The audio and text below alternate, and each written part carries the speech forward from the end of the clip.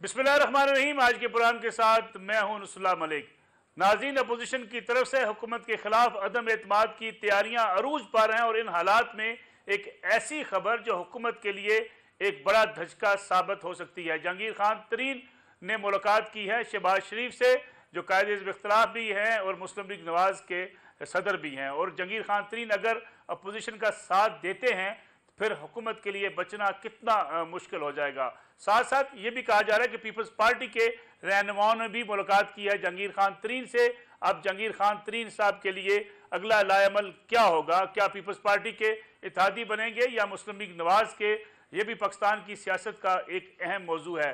इसका भी जायजा लेंगे आज के प्रोग्राम में, और साथ साथ बात करेंगे अफगानिस्तान की बदलती हुई सूरत हाल और अफगानिस्तान के अंदर जो एक इंसानी अलमिया जन्म लेने की खबरें मंजर आम पर आ रही हैं कि अगर वहाँ पे अक़वाम मुत्तहिदा की तरफ से या दीगर ममालिक की तरफ से अफगानिस्तान की हुकूमत को तस्लीम नहीं किया जाता तो कितनी मुश्किलात बढ़ेंगी।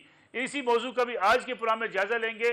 सबसे पहले हमारे साथ मौजूद होंगे मुजीबुर रहमान शामी साहब, और अफगानिस्तान की सूरत हाल पर बातचीत करने के लिए सुहेल शाहीन साहब हमारे साथ मौजूद होंगे, जो अक़वाम मुत्तहिदा के लिए अमारत इस्लामी अफगानिस्तान के मुस्तकिल मंदूब नामजद किए गए हैं और चीफ ऑफ पॉलिटिकल ऑफिस हैं दोहा में, कतर में, अफगानिस्तान के तालिबान का जो वहाँ पे बनाया गया है।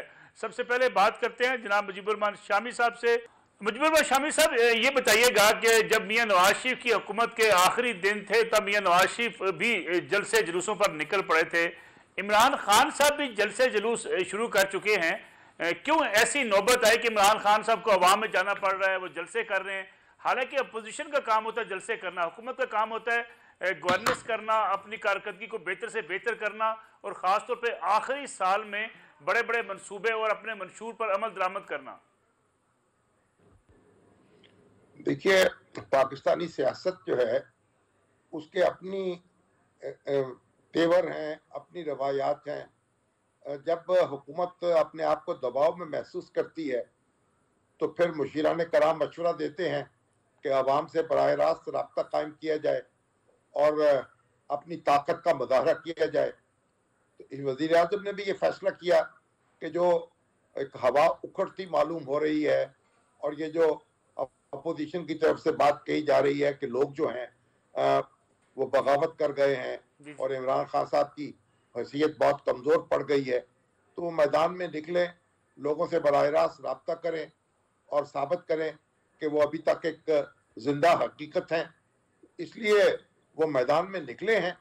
अब होता यह है कि जब आप वज़ीर आज़म हों तो फिर जो जलसे होते हैं उन पर सरकारी छाप भी होती है, उसके लिए बंदे जो हैं वो भी इकट्ठे करने पड़ते हैं। और ये जो सरकार के जलसे हैं ये बिल्कुल मुख्तलिफ होते हैं सियासी जमातों के जलसों से। तो अभी इमरान खान साहब का जो जलसा हुआ है वो भी वज़ीर आज़म का जलसा ज्यादा था और तहरीक इंसाफ के चेयरमैन का जलसा कम था।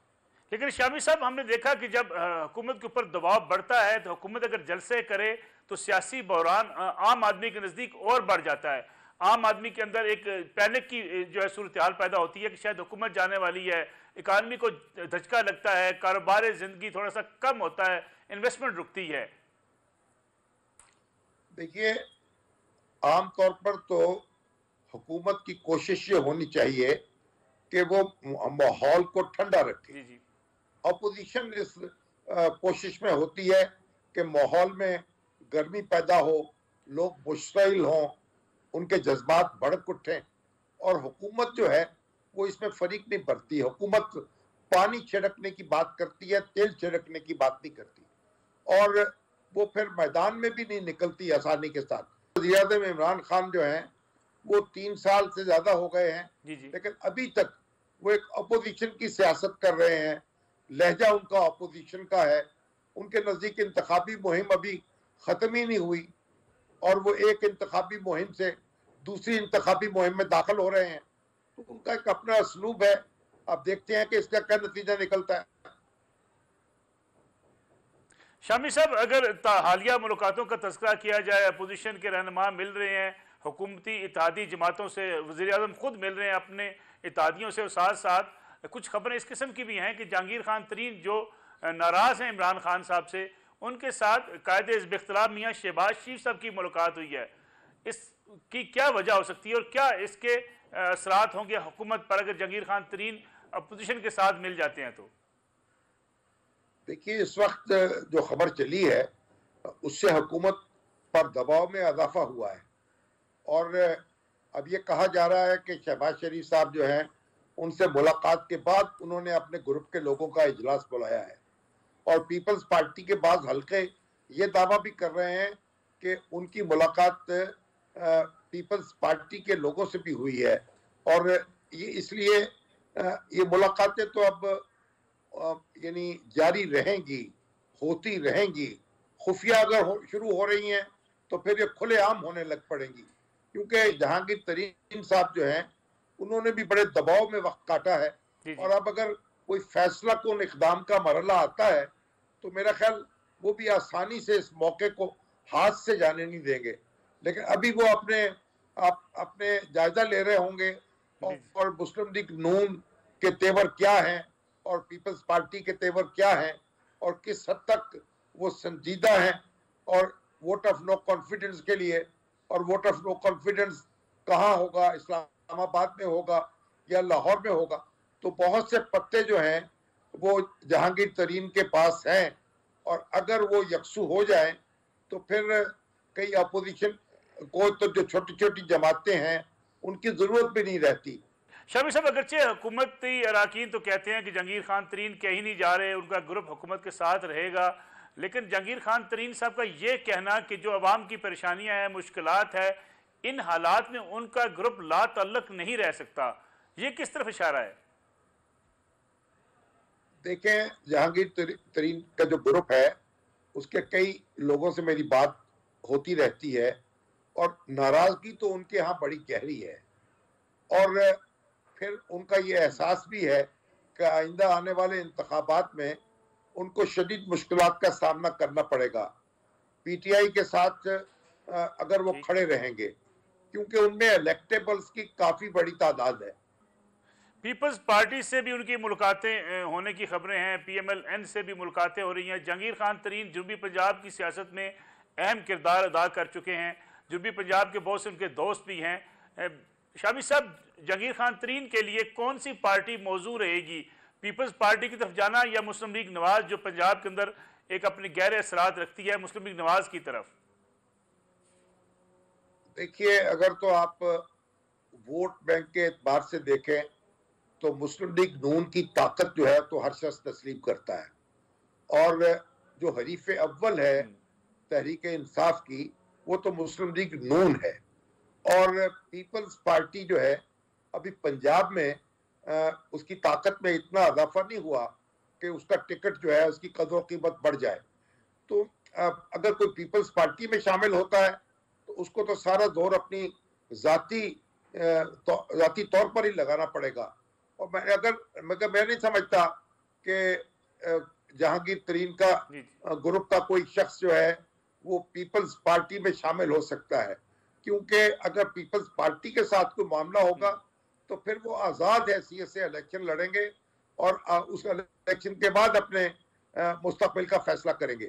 اگر الیکشن سے پہلے فیصلہ ہوا تو پھر ان کی بڑی تعداد جو ہے اس کا کہنا تو یہ ہے کہ مسلم لیگ نون سے معاملہ کیا جائے، اور مسلم لیگ نون کے ٹکٹ جو ہیں وہی یعنی ایک مؤثر ذریعہ ہے انتخاب جیتنے کا۔ تو میرا خیال ہے کہ جو چوائس ہے وہ پیپلز پارٹی اور مسلم لیگ نون کے درمیان نہیں ہے، آزاد رہنے یا مسلم لیگ نون میں شامل ہو جانے یا اس کے ساتھ معاملہ کرنے، یہ آپشن یہ ہے صرف۔ شامی صاحب حکومتی وزراء بڑے اطمینان کا اظہار کرتے نظر آتے ہیں، فواد چودھری صاحب تو کہتے ہیں کہ اپوزیشن کل کی بجائے آج عدم اعتماد کی تحریک لے آئے۔ دوسری طرح اگر دیکھا جائے تو چودھری وجاد حسین صاحب کی ایک بڑی تقریر وائرل ہو رہی ہے سوشل میڈیا پر، جس میں وہ کہتے ہیں کہ مونس صلاحی صاحب کا بیان جو ہے وہ ان کا ذاتی بیان ہے، پارٹی اپنا فیصلہ 10 روز تک کرے گی، یا پارٹی اپنا فیصلہ جو ہے ابھی تک نہیں کر پائی عدم اعتماد کے حوالے سے۔ چودھری وجاد حسین صاحب کے اس بیان کو اہمیت دی جانی چاہیے، یا مونس صلاحی صاحب کے اس بیان کو جس میں وہ وزیر اعظم صاحب سے کہہ رہے تھے کہ آپ اپنی پارٹی کو واضح کہہ دیں گھبرانا نہیں ہے؟ دیکھیے انہوں نے یہ کہا تھا کہ اپنی پارٹی کو تگڑا رکھیں، اور اگر پارٹی کے اندر کوئی بغاوت ہوتی ہے تو پھر منصر علیہ صاحب تو بری ذمہ ہو جائیں گے. تو منصر علیہ صاحب وفاقی وزیر بھی ہے نا، عمران خان صاحب کی کابینہ کا حصہ ہیں، اور وجاہت صاحب جو ہیں وہ کابینہ میں شامل نہیں ہے، مگر وہ کوئی مسلم لیگ کاف کی سیاست میں زیادہ سرگرم بھی نہیں ہے. تو میرا خیال ہے کہ مسلم لیگ کاف نے ابھی تک کوئی فیصلہ تو نہیں کیا، لیکن اگر جہانگیر ترین گروپ جو ہے اس نے بغاوت کر دی یا اپنا فیصلہ سنا دیا تو پھر حالات یکسر بدل جائیں گے، کیونکہ اس کے بعد تو پھر یعنی جو تعداد ہے وہ گنتی ویسے ہی پوری ہو جائے گی. شامی صاحب، کچھ مسلم لیگ نواز کے ذرائع یہ کہتے ہیں کہ اس بار اپوزیشن کی کیا اسٹریٹجی ہوگی، کون سا کارڈ کھیلا جائے گا. یہ بات میاں نواز شریف، شہباز شریف اور مولانا فضل الرحمان اور بلاول بھٹو کے علاوہ کم ہی لوگ جانتے ہیں، اس لیے ساری باتیں خفیہ رکھی جا رہی ہیں. آپ سمجھتے ہیں کہ اس بار اسی لیول تک چیزوں کو خفیہ رکھا جا سکتا ہے؟ بھئی یہ سارے دو پیچ ہیں سیاست کے، ایک سسپینس کریٹ کیا جاتا ہے، پھر کوئی اپنا ڈرایا جاتا ہے حریفوں کو، طرح طرح کی نکتہ افرینیاں ہوتی ہیں. یہ ایک بنیادی بات یہ ہے کہ اگر آپ کے پاس گنتی پوری ہوگی تو آپ ہچکچائیں گے نہیں تحریک عدم اعتماد لانے سے، اور گنتی پوری نہیں ہوگی تو پھر جو کچھ کر لیں پھر معاملہ تو آگے نہیں بڑھے گا. تو یہ ساری باتیں جو ہیں یہ آپ ان کو بس ایک دو پیج سمجھیں. بہت بہت شکریہ مجیب الرحمان شامی صاحب. شامی صاحب ہمارے ساتھ موجود تھے، اور جیسا کہ شامی صاحب کہہ رہے تھے کہ اپوزیشن کے پاس جتنے کارڈز ہیں وہ کھیلتی رہے گی، کچھ چیزیں خفیہ رہیں گی، کچھ چیزیں منظر عام پر آتی رہیں گی. ناظرین، ایک بریک کا وقت ہوا ہے، بریک سے واپس آئیں گے، تمہارے ساتھ موجود ہوں گے اقوام متحدہ کے لیے طالبان حکومت کے ترجمان اور قطر آفس کے ترجمان طالبان کے سہیل شاہین صاحب.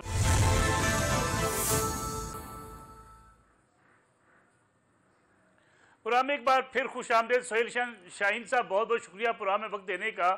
سہیل شاہین صاحب، یہ بتائیے گا کہ اس وقت جو عالمی برادری کی طرف افغانستان کی طالبان حکومت دیکھ رہی ہے اسے تسلیم کرنے کے حوالے سے، اس میں کیا پیش رفت ہوئی ہے اب تک؟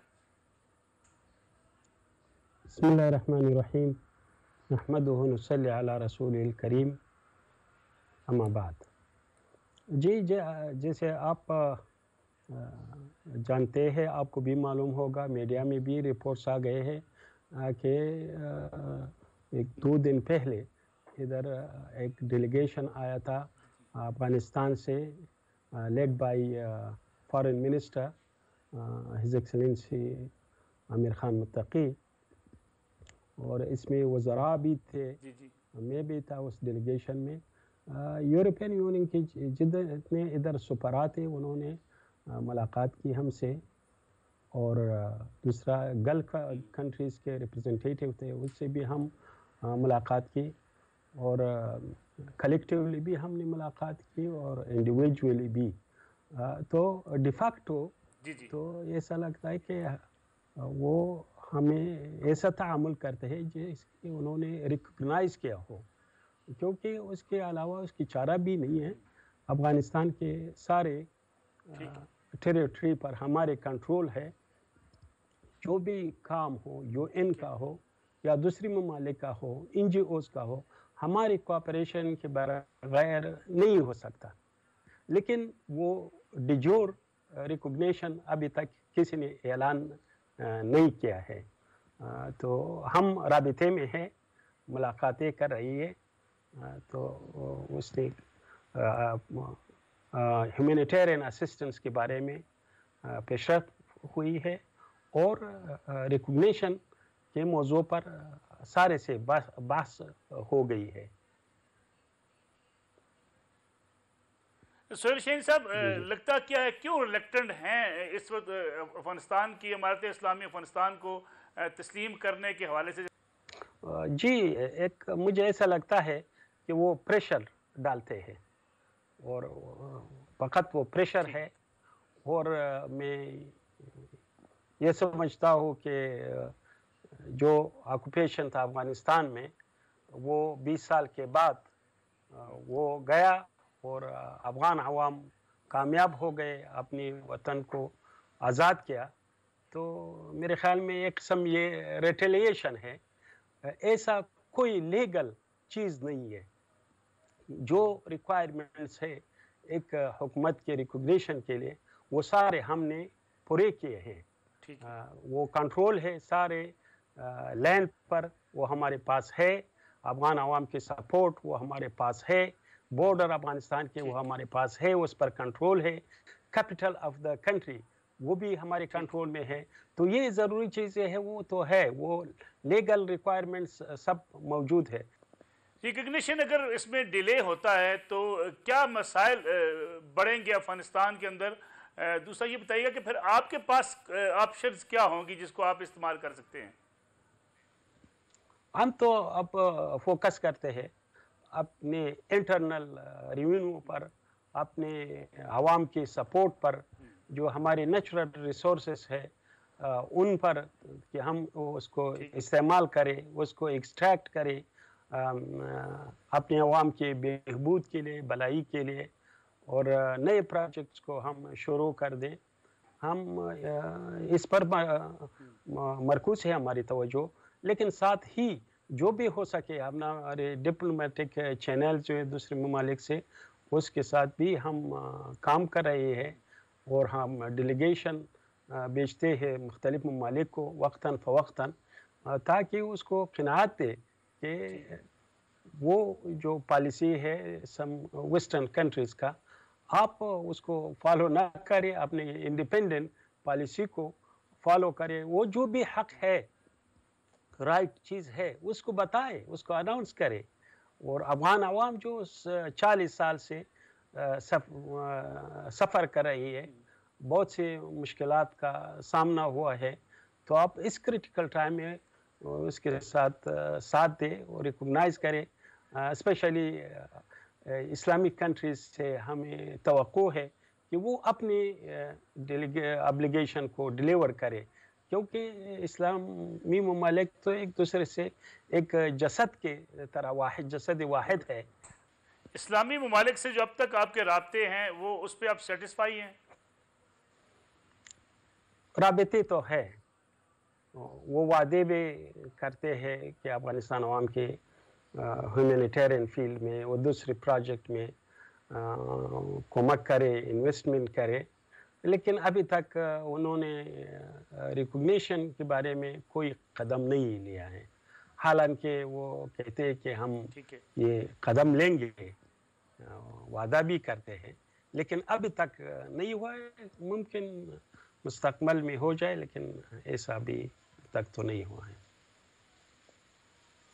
सुहेल साहब, अगर आप जिसका जिक्र कर रहे हैं अफगानिस्तान के अवाम की मुश्किलात का, वहाँ पे ह्यूमैनिटेरियन बेसिस पे आप मुतालबा भी कर रहे हैं इस्लामी ममालिक से भी, दीगर अक़वाम से भी, इस वक्त बड़ा क्राइसिस क्या है जो अफगानिस्तान के अवाम फेस कर रहे हैं, और उस पर काबू पाने के लिए इमारत इस्लामी अफगानिस्तान क्या इक़दाम उठा रही है? जी को हमारे अफगानिस्तान के बड़ा मसाइल है, वो दूसरे मसाइल के साथ एक तो है वो मनी इनफ्लो आउटफ्लो, वो बिल्कुल रुक गए हैं। हमारे बिजनेसमैन, ट्रेडर्स और नहीं कर सकते कि वो पैसे वो बेच दे दूसरे ममालिक को। वो जो ज़रूरी मर्चेंडाइज है फूड के लिए, वो दूसरी ज़रूरियात के लिए जो अवान अवाम की ज़रूरत है, उसके लिए पैसे वायर के ज़रिए, क्योंकि हम वो स्विफ्ट जो है प्रोसेस से हम अलग हो चुके हैं। तो हाँ, ये ज़रूरी है कि हमारे जो वापस वो स्विफ्ट प्रोसेस में आ जाए, वायर में आ जाए, क्योंकि सारे जो ट्रेड होता है वो वायर के ज़रिए होते हैं, एक बैंक दूसरे को पैसे बेचते हैं। ये बहुत ज़रूरी है। इसके नतीजे में अफ़गानिस्तान में जो फूड प्राइसेस है वो भी हाई है। ये खुराक का क्राइसिस कितना बढ़ सकता है? क्या आप समझते हैं कि अगर फौरी तौर पे वहाँ से अफगानिस्तान से ट्रांजैक्शन का अमल शुरू नहीं होता तो क्या बहुत बड़ा अलमिया जन्म ले सकता है? یہ اس کے نگیٹو اثرات ہو تو آپ بھی ہم دیکھتے ہیں جو بھی ہے، اور اس کی وجہ یہ سینکشنز ہے، اور ایک انجسٹیفائڈ ظالمانہ سینکشن ہے، اور اس کے نتیجے میں افغانستان کی 40 ملین عوام سفر کر رہی ہیں. تو اگر یہ سینکشن کنٹینیو ہو جائے تو ممکن ہے اس کے اثرات زیادہ ہو، لیکن ہم اپنی طرف سے کوشش کرتے ہیں کہ اس کو یہ حالات جو ہے، چیلنجز جو ہے، اس کو کنٹرول کریں، اور اس میں ہم کامیاب بھی ہو چکے ہیں.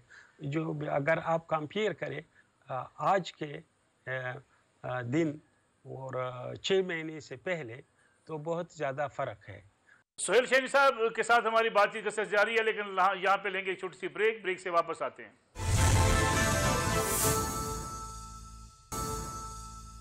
ہم ایک بار پھر خوش آمدید، ہمارے ساتھ موجود ہیں افغانستان کی امارت اسلامی افغانستان حکومت کے اقوام متحدہ کے لیے مستقل مندوب جناب سہیل شاہین صاحب.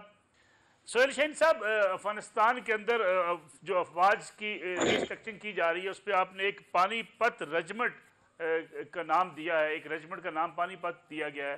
پانی پت افغانستان کے اندر نہیں ہے، اس کی ریلیونسی کیا ہے؟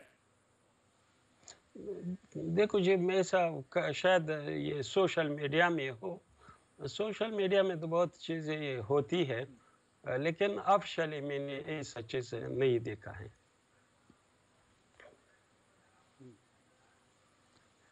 اچھا سہیل شاہینی صاحب، اگر پاکستان اور افغانستان کی طالبان حکومت کی بات کی جائے، بعض لوگ یہ سمجھتے ہیں کہ افغانستان سے جو توقعات تھی طالبان حکومت سے پاکستان کی، اس پہ پاکستان کے کچھ خدشات ہیں. کیا آپ سمجھتے ہیں وہ خدشات درست ہیں؟ اور دوسرا یہ بھی بتائیے گا کہ کچھ ایسے لوگ جو افغانستان کی سرزمین پر بیٹھ کر پاکستان کے خلاف کارروائی کرتے ہیں، دہشت گردی کی کارروائیوں میں ملوث ہوتے ہیں، افغانستان کی طالبان حکومت سے پاکستان کی توقعات تھی کہ اس زمین کو اب استعمال نہیں ہونے دیا جائے گا، ایسے واقعات کیوں ہو رہے ہیں؟ ایک تو یہ ہے کہ ہم کسی کو اجازت نہ دیں افغانستان کی سرزمین کو پاکستان یا دوسرے ممالک کے خلاف استعمال کریں. اس کے لیے ہم کمیٹڈ ہے، انشاءاللہ کسی کو وہ اجازت نہیں دیں گے، اور یہ ہمارے افغانستان کے مفاد میں بھی ہے، اور ریجن کے مفاد میں ہے، ریجن کے اور نیبرنگ کنٹریز کے مفاد میں بھی ہے، کیونکہ ہم چاہتے ہیں کہ افغانستان کا ریکنسٹرکشن ہو، اور یہ ریجن میں ایک بلائی ہو، پروگریس ہو، ڈیولپمنٹ ہو. وہ اس وقت ممکن ہے کہ یہ چیزیں نہ ہو، یہ بالکل ایک پیسفل ماحول ہو. اگر کوئی شکایت ہے تو اس کے لیے ڈپلومیٹک چینلز ہے، اور ہماری پالیسی موجود ہے، ہم کسی کو اجازت نہیں دیں گے. وہ لائے اس کے ذریعے حل کرے، بجائے کہ اس کو سوشل میڈیا میں یا میڈیا آؤٹلیٹس میں لیا جائے. تو وہ بہتر ہے. دوسرا یہ ہے کہ ہم پاکستان سے بھی توقعات ہے کہ وہ ہمیں ریکگنائز کرتے، وہ دوسری ممالک سے بھی تھے اسلامی سے، اسپیشلی نیبرنگ کنٹری سے، کہ سب سے پہلے اس کو ہمیں ریکگنائز کرتے، کیونکہ اس ریکگنیشن میں اس کی بھلائی ہے. ہم چاہتے ایک جو لڑائی تھا افغانستان میں، اس کو چھوڑ کے یہ ایک نئے باب کھولتے، ٹریڈ کا، ریکنسٹرکشن کا، انویسٹمنٹ کا. اور یہ کہ افغانستان کے ذریعے پاکستان کنیکٹ ہو سینٹرل ایشیا سے، اور سینٹرل ایشیا کنیکٹ ہو پاکستان سے، اور اس کے نتیجے میں جو ریلوے لائن ہے اس کا کام شروع ہو جائے کہ وہ ازبکستان سے آتی ہے تورخم کے ذریعے پاکستان کو. اور ایسا ٹافی پروجیکٹ ہے. یہ سارے اس کے لیے کوئی ایسا یہ اس وقت فیسیلیٹیٹ ہو سکتے ہیں کہ ریکگنیشن کے جو کام ہے وہ انجام دیا جائے، لیکن ابھی تک وہ نہیں ہوا. تو وہ شاید اس کے ساتھ وہ ریزن ہو، کیا ریزن ہے، لیکن وہ ہماری توقع کے خلاف ہے. امید ہے کہ وہ اس بارے میں وہ سہیل شاہینی صاحب، کچھ پاکستان میں لوگ یہ سمجھتے ہیں کہ افغانستان کی امارت اسلامی افغانستان کا موقف کالعدم تحریک طالبان پاکستان میں جو کارروائیاں اس کے حوالے سے سخت موقف سامنے نہیں آتا. کیا آپ بھی سمجھتے ہیں کہ کوئی سخت موقف آپ کی طرف سے نہیں دیا جاتا؟ हमारी तो पॉलिसी जो मैंने पहले आपको अभी बताया कि हम किसी को इंडिविजुअल को ग्रुप को नई इजाज़त नहीं देंगे कि अफगानिस्तान की सरजमीन को किसी मुल्क के ख़िलाफ़ पाकिस्तान के ख़िलाफ़ पर्टिकुलरली वो इस्तेमाल करे। ये पॉलिसी मौजूद है। अभी अगर कंसर्न है, शिकायत है, वो उसको लाए अफगान जो डिप्लोमेटिक चैनल्स है और लीडरशिप है और कंसर्न अथॉरिटीज़ है उसके साथ शेयर करे, उस पर बहस करे। तो ये तो मेरे ख्याल में ये उसका हल है, बजाय कि वो शिकायत हो उस तरफ से भी होते हैं, हमारी तरफ से भी होते हैं, लेकिन वो मसले का हल नहीं है। ठीक है। हालांकि हमारे तरफ से ये है ब्रदरहुड और पीस में रहे और अपनी तवज्जो दोनों ममालिक के अवाम के बहबूद के लिए, प्रोग्रेस के लिए और डेवलपमेंट पर मरकूज करें।